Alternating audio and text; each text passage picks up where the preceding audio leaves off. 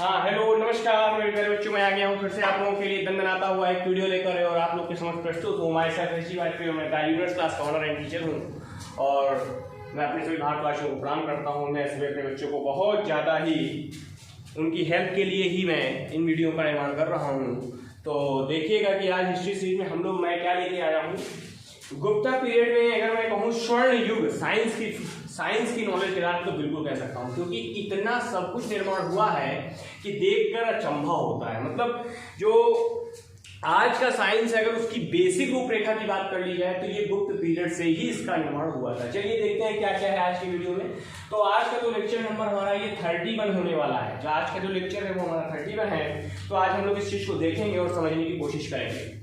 तो सबसे पहली चीज क्या है कि वैज्ञानिक जो विकास हुआ है, वैज्ञानिक जो विकास है उसके ऊपर की जो बात कर रहे हैं, वैज्ञानिक विकास की बात करें तो हमें एक चीज, एक अचंभित करने वाली चीज देखने को सामने आती है। जैसे कि मेहरौली का लौह स्तंभ, एक मेहरौली में एक लौह स्तंभ बना हुआ है और ये इस बात का प्रमाण है क्योंकि ये खुले आसमान में सोचिए इतना पुराना है ना, और आज भी होने के कारण आज भी इसमें जंग नहीं लगी। कहीं ना कहीं एक प्योर अयस्क की बात हो रही है। मतलब जो लोहा है उसमें से भी शुद्ध अयस्क को कैसे निकाला जाता होगा उस समय, और उससे इसको बनाया गया होगा, तभी इसमें जंग नहीं लगी। एक कारण पता चलता है। तो कहीं ना कहीं यहाँ से ये पता चलता है कि उस समय का रसायन विज्ञान, जिसे हम इंग्लिश में केमिस्ट्री का नाम देते हैं, वो काफी उच्च क्वालिटी का रहा होगा, है ना। तो केमिस्ट जो उस समय के होंगे वो काफी उच्च रहे होंगे। चलिए आगे देखते हैं और कौन कौन रहा है इसमें। तो सबसे पहले महान गणितज्ञ आर्यभट्ट की बात कर लेते हैं। सबसे पहले महान गणितज्ञ आर्यभट्ट की बात कर लेते हैं। इनको हमने संज्ञा दे रखी है महान गणित शास्त्री। महान गणित शास्त्री इनको कहा जा सकता है। क्यों कहा जा सकता है, देखते हैं क्या क्या योगदान है। गणित और ज्योतिष को अलग कर दिया। देखिए इनसे पहले जितना भी गणित और ज्योतिष था वो एक साथ हुआ करता था किताबों के अंदर या बुक्स के अंदर, है ना। लेकिन इनके आने के बाद क्या हुआ, इन्होंने गणित और ज्योतिष को क्या किया, अलग अलग कर दिया, है ना। इस बात को समझने की कोशिश करेंगे और ज्योतिष को एक नया विषय बना दिया, है ना। पहले गणित और ज्योतिष एक साथ ही लोग पढ़ते थे, लेकिन इनके आने के बाद क्या हुआ, इन्होंने इन दो सब्जेक्टों को अलग कर दिया। मतलब एक को अलग किया और ज्योतिष को अलग सब्जेक्ट बना दिया। इन्होंने बताया कि पृथ्वी गोल है। मतलब इनके अनुसार जो इन्होंने अपने रूल निकाले उसमें से पता चलता है कि पृथ्वी गोल है और अपनी धुरी पर घूमती, एक्सेस पर, जो देखिए आज की डेट में बिल्कुल प्रूवन है, ट्रू पॉइंट है जो हमें पता चला। पृथ्वी की परिधि है ना, व्यास जैसे हम उसको कह सकते हैं। तो पृथ्वी की परिधि का इन्होंने वैल्यू बताई, ठीक है ना।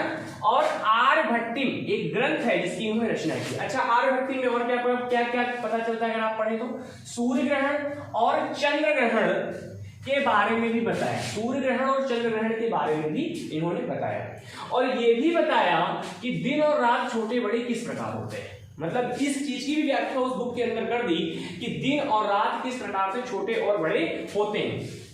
आगे चलते हैं। इन्होंने पूरे वर्ष के दिनों की गणना की। इन्होंने अपने कैलकुलेशन से, अपने गणित से इन्होंने क्या किया, पूरे दिनों की गणना की और जो 365.2258 यानी 2 इसको डेसिमल के बाद कैसे पढ़ते हैं, 258 पढ़ा जाता है ना, याद रखिएगा।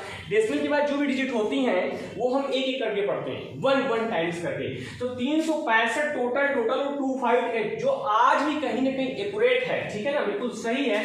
और आज भी ये मान हमारे पास क्या है, इसी अवस्था में, शुद्ध अवस्था में प्राप्त है। इन्हीं के नाम पर भारत के पहले सैटेलाइट, अब भाई इतने महान काम किए तो कुछ तो सम्मान मिलना चाहिए भाई इतिहास के अंदर। तो इनको क्या किया गया है कि इन्होंने भारत का पहला सैटेलाइट जब लॉन्च किया गया था तो उसे आर्यभट्ट का ही संज्ञा दे दी गई। मैं आपको साइंस एंड टेक्नोलॉजी के वीडियो में पढ़ाऊंगा इनके बारे में कि ये सैटेलाइट में क्या क्या चीजें लगी हैं, कैसे ये बना है। तो ये मेरे आने वाले वीडियो में आपको मिलेगा, आने वाले टाइम में। का नाम आर्यभट्ट रखा गया था, ठीक है ना।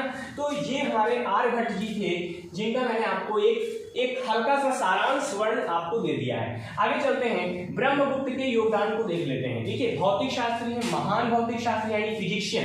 इनको हम महान फिजिशियन, जैसे ऊपर हमारे मैथमेटिशियन, नीचे कौन है, फिजिशियन। तो समझिए कि गुप्ता पीरियड में कितनी महान चीजें हो रही हैं। अब आगे देखते हैं, न्यूटन से पहले गुरुत्वाकर्षण। आप जानते हैं कि न्यूटन से एक महान साइंटिस्ट हुए, सर आइजैक न्यूटन ने गुरुत्वाकर्षण सिद्धांत, ग्रेविटी का सिद्धांत है ना, उसकी वैल्यू 9.8। तो समथिंग ये सारी चीजें जो थी ये न्यूटन थे तो बाद में बताएंगे, लेकिन इनसे पहले इस चीज का प्रतिपादन ब्रह्मगुप्त ने कर दिया था गुप्ता पीरियड के अंदर। अब देखिए कैसे सिद्धांत को प्रस्तुत किया और ये बताया कि पृथ्वी सभी वस्तुओं को अपने केंद्र की ओर क्या करती है, आकर्षित करती है। ठीक है, इन्होंने खंड काव्य के रूप में ब्रह्म सिद्धांत नामक ग्रंथ की रचना की है। ध्यान दीजिएगा, इन्होंने खंड काव्य लिखा है जो कि ब्रह्म सिद्धांत के नाम से जाना जाता है। और ब्रह्म सिद्धांत में ही इन्होंने क्या किया है कि गुरुत्वाकर्षण बल यानी कि पृथ्वी सभी वस्तुओं को अपने केंद्र की ओर आकर्षित करती है। यानी पृथ्वी पर अगर कोई किसी वस्तु को छोड़ा जाएगा तो वो उसके केंद्र की ओर जाएंगी, है ना। यानी पृथ्वी के एटमॉस्फेयर में अगर कोई भी चीज है तो वो पृथ्वी को केंद्र की तरफ क्या करती है, पृथ्वी उसको अपने केंद्र की तरफ आकर्षित करती है। और इसी रूल का प्रतिपादन जो किया है यहाँ पर ये ब्रह्मगुप्त जी ने किया है। ठीक है, तो आगे चलते हैं और समझते हैं। ठीक है, अब आगे देखिए, इनके बाद एक और महान साइंटिस्ट है वारामिहिर। ये एक बेस्ट एस्ट्रोलॉजर है, मतलब गुड एस्ट्रोलॉजर की संज्ञा मैं इनको दूंगा। इन्होंने खगोल के जानकर, खगोल मतलब क्या, पृथ्वी है ना, जो इतना बड़ा हमारा वर्ल्ड है, संसार है, जियोग्राफी पार्ट से जुड़ी हुई चीजें, यानी खगोल और अंतरिक्ष स्पेस, है ना, स्पेस मॉडल। खगोल का मतलब क्या, स्पेस मॉडल। एवं महान ज्योतिषी थे। इन्होंने खगोल विज्ञान का अध्ययन किया, मतलब स्पेस मॉडल पर इन्होंने बहुत सारी अध्ययन किया। और इन्होंने क्या क्या लिखा, ध्यान दीजिएगा, बृहद संहिता, बृहद जातक और योग माया की रचना की है। इन्होंने 3 चीजें बहुत प्रमुख लिखी हैं, याद रखिएगा, बृहद संहिता, बृहद जातक और योग माया की रचना की। ठीक है ना, ये चीजें हो गई। इसके बाद एक कमाल हो गया, मैं आपको बता देता हूँ, ध्यान समझिएगा। पारे की खोज, मरकरी जानते हैं ना, जब किसी इंसान को फीवर आता है तो वो जाता है डॉक्टर के पास और डॉक्टर एक उसके क्या थर्मामीटर लगाता है। थर्मामीटर में क्या होता है, पारा होता है, और पारा ही क्या होता है, नॉर्मल टेम्परेचर पर लिक्विड फॉर्म में होता है, जिसके कारण वो क्या है, आगे बढ़ जाता है, जिससे पता चल जाता है कि किसी भी व्यक्ति के शरीर में कितना टेम्परेचर इंक्रीज हो गया, यानी उसको कितने डिग्री है, कितनी सेंटीग्रेड है, कितने डिग्री फ़ारेनहाइट उसको फीवर है। ठीक है, तो इन बातों का पता चला किस चीज के आविष्कार से। अगर पारा ना होता तो क्या थर्मामीटर पॉसिबल होता। तो पारे का जो आविष्कार हुआ है वो गुप्त काल की खोज थी, और इसको जो योगदान था उसमें नागार्जुन जी का योगदान है। ठीक है ना, नागार्जुन एक महान साइंटिस्ट थे उस समय के, जिन्होंने पारे की खोज की।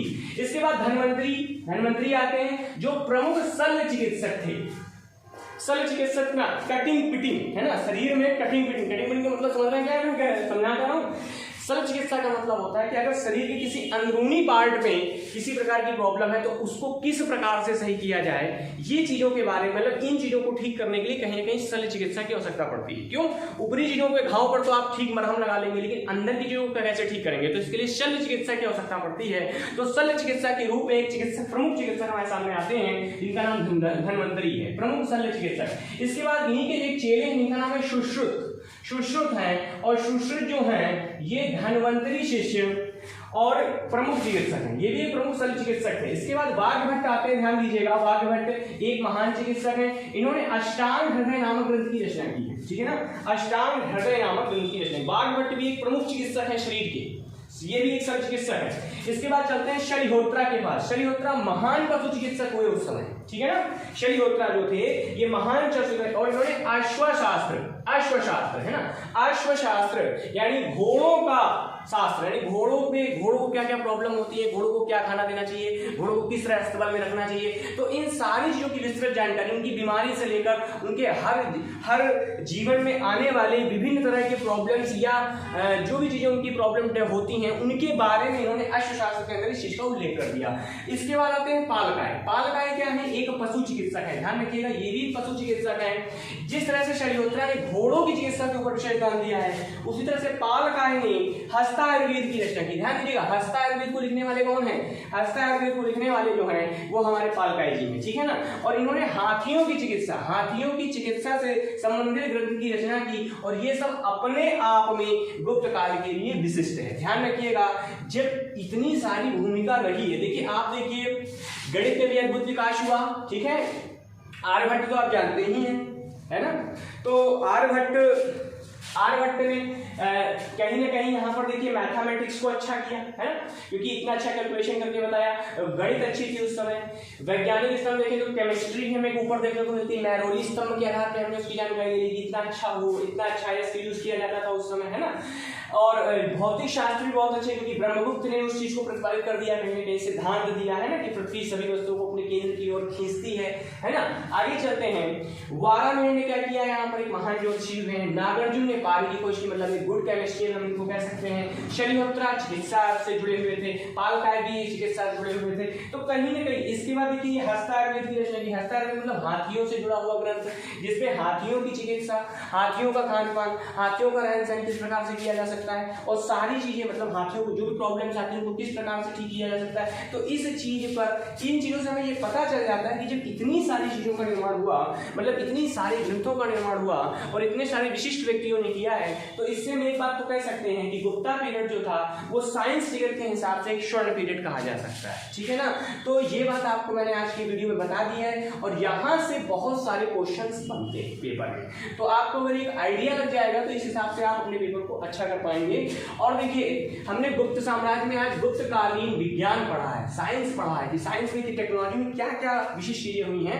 नेक्स्ट वीडियो जो मेरा रहने वाला है वो दर्शन की व्याख्या करेंगे हम लोग। दर्शन लिखे गए है ना, षट दर्शन लिखे गए, मीमांसाएं लिखी गई, तो इनकी कैसे व्याख्या है ये मैं आपको नेक्स्ट वीडियो में बताऊंगा, ठीक है ना। और शिक्षा व्यवस्था कैसी थी, नालंदा विश्वविद्यालय किस प्रकार सामने आया हमारे सामने शिक्षा के रूप में, तो इन सब चीजों के बारे में हम विस्तृत नेक्स्ट वीडियो में करने वाले हैं, ठीक है। तो ये इतिहास का लेक्चर 31 हमारा कंप्लीट होता है। तो अगर ये मेरा वीडियो आपको अच्छा लगा हो तो इसको लाइक करें, शेयर करें और सब्सक्राइब करें, और ज्यादा से ज्यादा लोगों तक शेयर करें इसको, जिससे उनको ये सब चीजों की नॉलेज होती रहे, ठीक है ना। वो अपने इतिहास को जाने, हम अपने इतिहास को कहीं ना कहीं नहीं जानते हैं, इसीलिए कहीं ना कहीं हम आंसर नहीं कर पाते हैं। हमें अपना इतिहास को पता ही होना चाहिए कि हमारे भारत के अंदर इतने विशिष्ट लोगों को जन्म हुआ है और हम कहाँ खोए हुए हैं। तो ठीक है, तो ये चीज मैंने आज आपको बता दी है। अगर आपको अच्छा लगा हो तो इसको लाइक और शेयर जरूर करें। तो फिर मिलेंगे, टिल देन बाय बाय।